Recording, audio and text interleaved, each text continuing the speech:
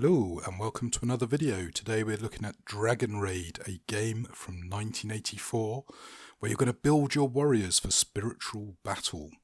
And this game came out as a response to the Satanic Panic and the bad group, the Bothered About Dungeons and Dragons. And unfortunately it suffered the same fate as D&D, being deemed to be evil and encouraging kids to get into various evil acts. And so it's been reissued recently, and I believe that this is a shrink wrap copy which is containing some stuff that has been reprinted, but I'm not sure if some of it is actually original stock or if all of it's a reprint. I do know one of the items definitely was reprinted, and I believe a second item was as well. And this is a really good, fun little game. So as you can see on the back here, there's loads in the box. So the new player briefing, that's been reprinted, and the Light Raider handbook is definitely reprinted. And in fact, I actually ordered an extra copy of it because it's good to have 2 copies for your players, so you can just hand it out to them. And the rest of the stuff, I'm not sure how much, as I say, is original stock or repurchase stock. The Adventure Master's Manual and the Rule Book and the 2 guidebooks are obviously for really the Adventure Master. We get some sheets, but we don't get the cassette tape. We now just get a link to some MP3s. And then, of course, you get a battle grid and star lots. And star lots, this is an optional extra box here, are basically D10 made by Game Science. And as you can see, you get 7 extra D10 in this particular box. Now, if we look at the back, there's lots of little blurb about the good fight and also a copyright notice, which I'm going to try and get to focus for you, that shows that this is the 1984 game. Now, as I say, apart from the yellow book, I think this is pretty much as you would have got it back in 1984. But as I say, there's a mix of reprints and not reprints. Now, these are the dice that don't come inked, but using the white crayon, you rub on the numbers and fill in. And it's very reminiscent of what you used to have to do with basic and expert D&D. And these dice are slightly better quality than the ones you got in those original TSR sets, and they look really, really nice, although the clear dice doesn't show up the white so well, and I'd be tempted to use black crayon on that. So yeah, watch out for that. But once you've rubbed in the crayon, you just wipe the faces clean and you end up with these beautiful looking dice, but the white on clear, not the best combo. But anyway, these are extras. They don't come in the base box. They're a optional purchase. So we're going to have a look inside the box at all the contents. So I've got some extra bits in here, so just be aware of that. Like I've got 2 Light Raider handbooks. You only get 1 as standard. And you see you also get some dice, a D8 and a D10. The D8 is for your baddies, and the D10 are the star lots that the goodies use, i.e. the players. And they'd be nice once they're inked. So there's a little bit of information about your star lots. There's a bookmark, which I wasn't expecting. And there's some sheets of paper, which I'm not sure if they're envelopes or just sheets of paper. But they've got some quotes on them. Anyway, this is what the box looks like when you empty it out. So let's fill it up. So the introductory tape, as I mentioned, is now remastered as MP3. So you don't actually get the tape anymore. You get some chit cards, so counters for doing battle, and I think you get 2 in the base box. You get a battle grid, which is hexagons and squares, so hexagonal or squares. This is a battle worksheet, and they're all sort of this dry erase material. I've got another battle grid there. Now, I'm not sure if that came with an optional extra, which I've got that doubled up. You get these lovely little illustrations of the Light Raiders themselves, and then some counters for beasts, etc. You get some worksheets. Now, I've got 2 of these because, again, as I say, I ordered some extras, and this is how you create your character. Once you've got that, you're going to transfer it to an actual set of character sheets a bit later on, which are a bit smaller. Now, this here is the Moonbridge Raid expansions. Now, this is part 3 and 2, which are, again, optional extras, but they do fit inside the original box, so that's good. And this is what actually came in the original box back in the day. This is one of the introductory adventures. I think this is the second one. This is the first one you're actually meant to do. and it's got some tips in there that are quite useful for a starting adventure master. This is the actual rule book, which is 3-hole punched. Then another rule book and your introduction to adventure, so sort of a setting guide. And as you can see, it all goes back in the box quite nicely. And the box is looking quite full here because I've got extras. For example, I've got a duplicate set of character sheets and also a duplicate set of the worksheet, and I think I've got extra counters and a battle grid as well. So I've got a few extra bits, and there you go, that's all that in. Got some stickers, got my little bit about Starlots and a bookmark, and you can't see it on camera, but you also get a discount on buying extra stuff from the store, which is quite nice. So there you go, chuck it all back in, and a surprise pen, which I wasn't expecting. So yeah, really impressed with what you get. The quality is very good, although there is a slight criticism of the box itself. As you can see, it's a little bit flimsy, but hey, it suits its purpose, and you can stack pretty much everything there is for this game in here. Now, they are working on a second printing, and I believe that's why they reprinted this particular box, and it's got lovely iconography and pictures, and you've got this beautiful, what I would call like a Lord of the Rings style illustration of a dragon with a light raider. You are the light raiders. You're bringing the fight to literally the devil, Abaddon, the great red dragon, and his servants, his devils, the dragons, and they're really nasty. You don't want to be fighting them. They can hit you with all sorts of problems, and they are the rulers of the world. So anyway, here's the contents of the book. So you get a little introduction with a little front page bit telling you about what it is to be a Dragon Raider Academy, and you've got to bear in mind this is a very interesting 1984 response to the Christian concerns over role-playing. So anyway, you get a bit about the Great Red Dragon, the dark creatures, so, you know, cave spiders, goblins, trolls. So there are some classic fantasy tropes in this setting, which is Eden again. So we've got the victims of the devil. These are the, I want to call them Celadon, who have been deceived by the dragon, and you are the goodies who are going to bring them back to light, to fall back under the sway of the overlord of many names. So you'll start seeing a strong sort of Narnia-style correlation between Christianity and the fantasy setting, and that is one of the criticisms of this game. It's a sort of evangelical Christian role-playing game. And one of the big things they use are word runes, which are citations from scripture, mostly I think a 1970s Bible in particular, and they're effectively your spells. Anyway, we'll come back to them probably later. So it's talking to animals, and there's more stuff in here. So these are your strengths. Now I believe there's 9 strengths: love, joy, peace, patience, kindness, goodness, faithfulness, self-control, and gentleness, I want to say. You've then got 3 physical abilities and 18 actual abilities. So for example, blend with surroundings, and these are sort of like skills, and everything's rated from 1 to 10, and there's a complex way of calculating what your blend with surroundings is. So 2 SC plus PA divided by stuff, and that's what the worksheet helps you with. As you see, there's loads of stuff in here where you've got to calculate it all. You've then got your weapon ability, so if you want to hit someone, and yes, you can actually kill people with this game, although it's highly inadvisable to kill a human, because that's a sin. You are basically murdering an innocent, and okay, they might be baddies, but they are innocents. You've then got the armour of God, and as you can see, there's various aspects of the armour of God, which is sort of an invisible manifestation of godly power that protects you. There's a load of stuff about wounds and battle runes. So here you go, word rune from John 3:16. For God so loved the world that he gave his one and only Son, that whoever believes in him shall not perish but have eternal life. Now if you can remember that and quote it, you'll get the magical effect of this spell, and there are some little pointers there to tell you what to remember with this particular word rune. And again, this is one of the criticisms of the game. If you don't want to memorise the Bible, you might not want to do that. You might just want to look stuff up, and you can play the game like that, but the idea is it's helping you learn Christian values and quotes from the Bible.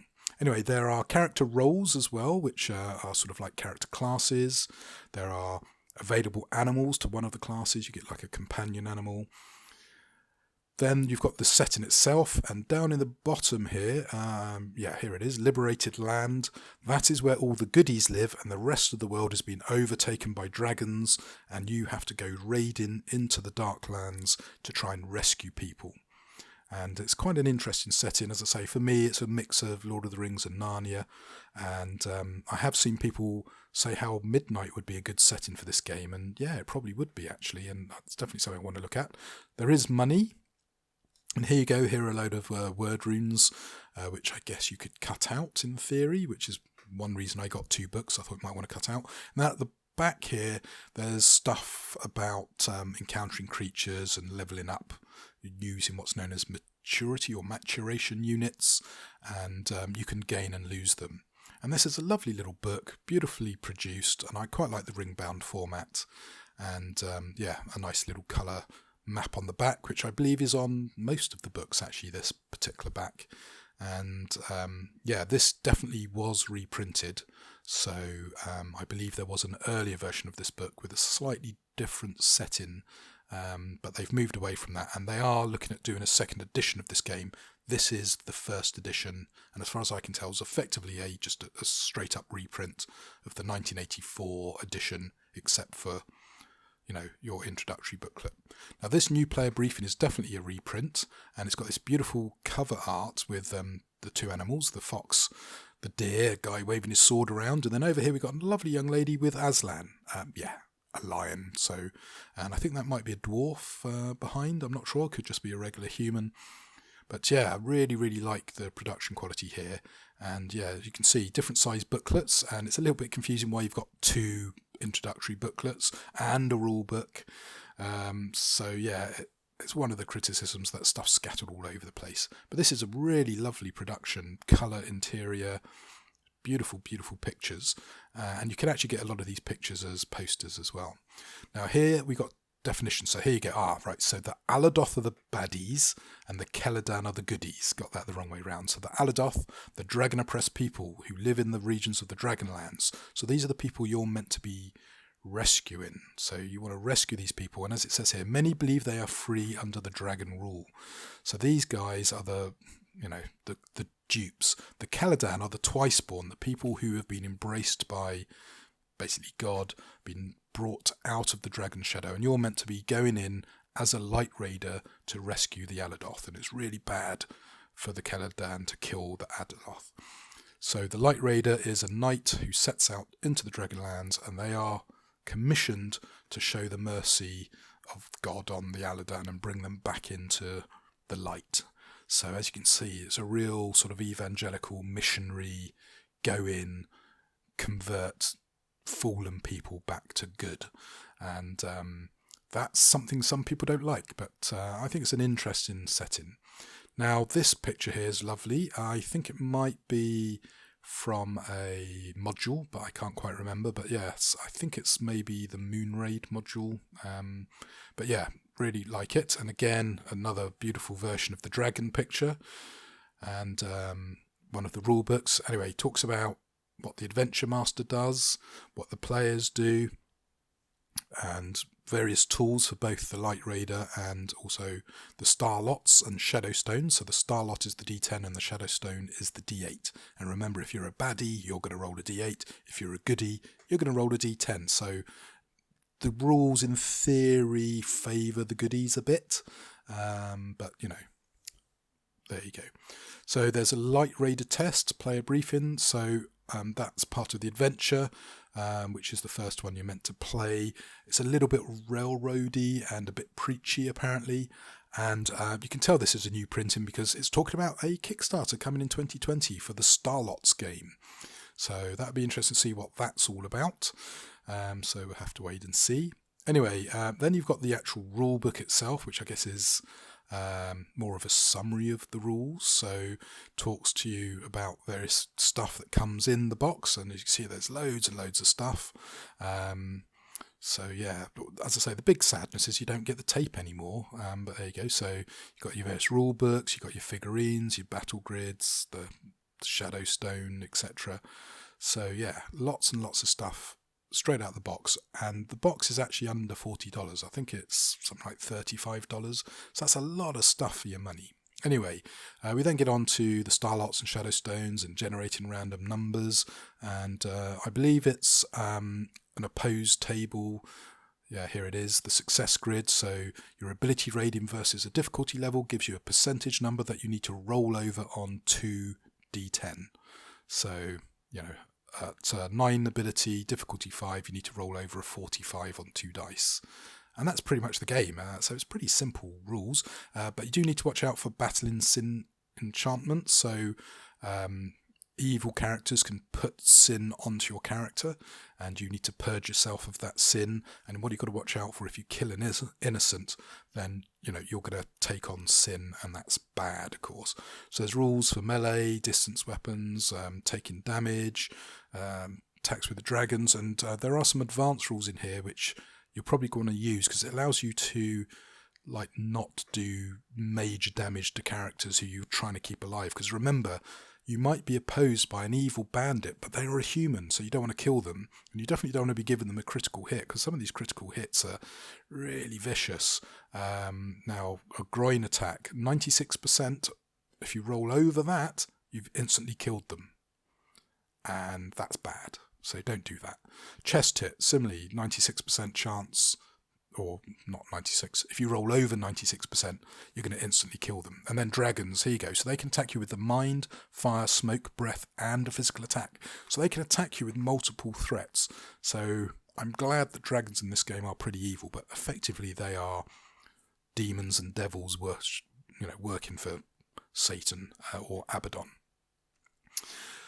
It's a team game, so there's lots of rules about acting as a team and talking about role-playing, because don't forget, role-playing was a bit of a dodgy thing in 1984 because the Bothered About Dungeons and Dragons group and very evangelical Christians were really against any form of role-playing, so it's amazing this game even got out there. Anyway, we've then got this 3-hole punch book, which I'm going to have to work out how to open it up and keep it safe. But there's lots of really good stuff in here, apparently. And once I get this open, I can do a proper review of the game. So I can tell you a bit more about it. And if you want to check out a really good review, go to RPGNet. Anyway, we've got these adventure guidebooks, which I'm not going to really be able to show you much. Because of course they're adventures, so let's have a quick peek without trying to spoil too much. But this is the first adventure, tells you what you're going to need to play, and then there's a quick summary as well on the first page, effectively over here, with spiritual teachings. So bear in mind, this is a sort of preachy role-playing game, which is why it didn't go down well with traditional role players, but of course being a role-playing game, it didn't go down well with the extremist Christians over in America. So it's great to see it still in print. Anyway, this is the second adventure, so again, probably not going to be able to show you too much.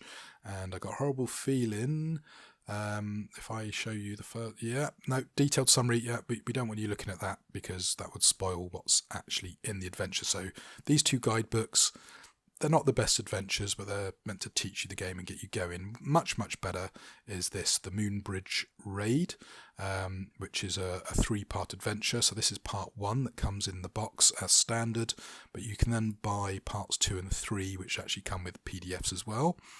So, I have a bit of trouble getting this in shot here, but there's that picture I was talking about. So parts 2 and 3, lovely artwork, lovely production, and nice 3-part adventure series there, and slightly better. One of the criticisms of the game, it's not very good at teaching you how to actually write your own adventures.